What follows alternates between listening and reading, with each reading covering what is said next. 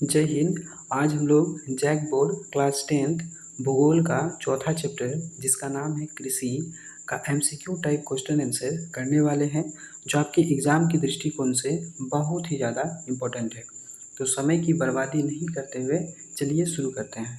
तो आज का जो आपका पहला क्वेश्चन है वो कह रहा है कि कपास की खेती के लिए कौन सी मृदा उपयुक्त होती है। यानी कपास की खेती के लिए जो है कौन सी मृदा उपयुक्त होती है। तो इसका जो सही आंसर हो जाएगा वो हो जाएगा काली मृदा।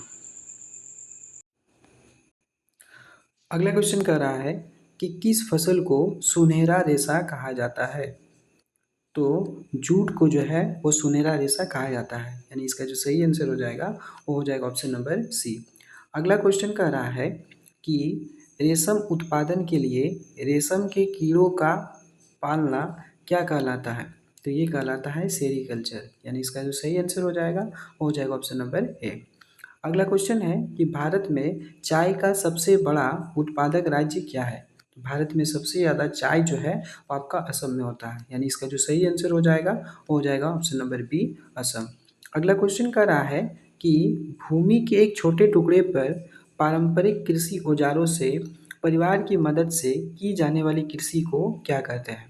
तो इसे जो है पारंपरिक जीवन निर्वाह कृषि कहते हैं। यानी वैसी कृषि जो केवल परिवार के भरण पोषण के लिए की जाती है उसे पारंपरिक जीवन निर्वाह कृषि कहते हैं। अगला क्वेश्चन है क्वेश्चन नंबर 6 कि भारत में उगाई जाने वाली दो प्रमुख पेय फसलें कौन सी है। तो भारत में उगाई जाने वाली दो प्रमुख फसलें चाय और कॉफ़ी है। यानी इसका जो सही आंसर हो जाएगा वो हो जाएगा ऑप्शन नंबर ए। अगला क्वेश्चन है क्वेश्चन नंबर 7 कि मानसून आगमन के समय बोई जाने वाली फसलों को क्या कहते हैं। तो जो फसलें मानसून आगमन के समय बोई जाती है उन्हें खरीफ फसल कहते हैं। यानी इसका जो सही आंसर हो जाएगा वो हो जाएगा ऑप्शन नंबर सी। अगला क्वेश्चन है कि शीत ऋतु में बोई जाने वाली फसलों को क्या कहते हैं। तो शीत ऋतु में जो फसलें बोई जाती है उन्हें रबी फसल कहते हैं। यानी इसका जो सही आंसर हो जाएगा वो हो जाएगा ऑप्शन नंबर बी। अगला क्वेश्चन है कि इनमें से कौन सी एक रबी फसल है। चावल, ऑप्शन नंबर बी है तरबूज, ऑप्शन नंबर सी है मक्का, ऑप्शन नंबर डी है चना। तो इसका जो सही आंसर हो जाएगा वो हो जाएगा ऑप्शन नंबर डी चना। अगला क्वेश्चन है कि जब किसी लंबे चौड़े क्षेत्र में किसी एक ही प्रकार की फसलों को उगाया जाता है तो उसे क्या कहते हैं। तो उसे जो है रोपण कृषि कहते हैं। यानी इसका जो सही आंसर हो जाएगा वो हो जाएगा ऑप्शन नंबर सी। अगला क्वेश्चन है क्वेश्चन नंबर 11 कि चाय, कॉफ़ी, रबर, गन्ना, केला आदि किस तरह की फसलें हैं। तो ये जो है आपकी रोपण फसलें हैं। यानी इसका जो सही आंसर हो जाएगा वो हो जाएगा ऑप्शन नंबर सी। अगला क्वेश्चन है क्वेश्चन नंबर 12 कि जहाँ भूमि पर जनसंख्या का दबाव होता है वहाँ किस प्रकार की कृषि की जाती है। तो वहाँ जो है गहन कृषि की जाती है। यानी इसका जो सही आंसर हो जाएगा वो हो जाएगा ऑप्शन नंबर डी। अगला क्वेश्चन है क्वेश्चन नंबर 13 कि जमीन के टुकड़े पर एक समय तक खेती करने के बाद दूसरी जमीन को साफ करके उस पर परिवार के भरण पोषण के लिए की जाने वाली कृषि को क्या कहते हैं। तो उसे जो है कर्तन दहन या झूम खेती कहते हैं। यानी इसका जो सही आंसर हो जाएगा वो हो जाएगा ऑप्शन नंबर बी। अगला क्वेश्चन है कि झारखंड में झूम की खेती को किस नाम से जाना जाता है। तो झारखंड में झूम की खेती को जो है वो कुरुआ के नाम से जाना जाता है। अगला क्वेश्चन है क्वेश्चन नंबर 15 कि विश्व में सबसे बड़ा फल एवं सब्जियों का उत्पादक राज्य कौन सा है। सॉरी, उत्पादक देश जो है कौन सा है। तो वो है आपका भारत। यानी इसका जो सही आंसर हो जाएगा वो हो जाएगा ऑप्शन नंबर डी। अगला क्वेश्चन है कि भारत के किस राज्य में सबसे अधिक गन्ने का उत्पादन होता है। तो भारत में जो है सबसे ज़्यादा गन्ने का उत्पादन वो आपका उत्तर प्रदेश में होता है। यानी इसका जो सही आंसर हो जाएगा वो हो जाएगा ऑप्शन नंबर सी। अगला क्वेश्चन है कि भारतीय कृषि मुख्यतः किस पर निर्भर है।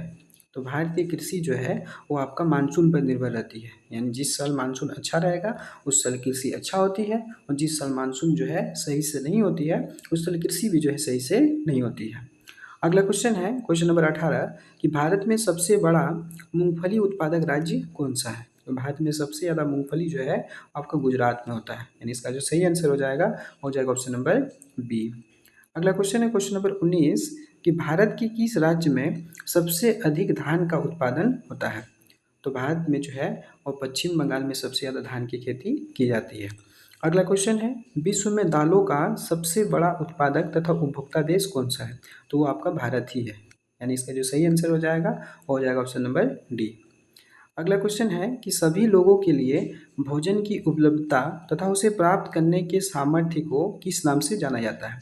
तो उसे जो है खाद्य सुरक्षा के नाम से जाना जाता है, यानी इसका जो सही आंसर हो जाएगा ऑप्शन नंबर ए। अगला क्वेश्चन है कि सरकार इनमें से कौन सी घोषणा फसलों को सहायता देने के लिए करती है? तो इसका जो सही आंसर हो जाएगा वो हो जाएगा न्यूनतम सहायता मूल्य, यानी ऑप्शन नंबर बी। अगला क्वेश्चन है भारत में जोतों का आकार कैसा है? तो भारत में जोतों का आकार जो है काफ़ी छोटा है, यानी इसका जो सही आंसर हो जाएगा वो हो जाएगा ऑप्शन नंबर डी।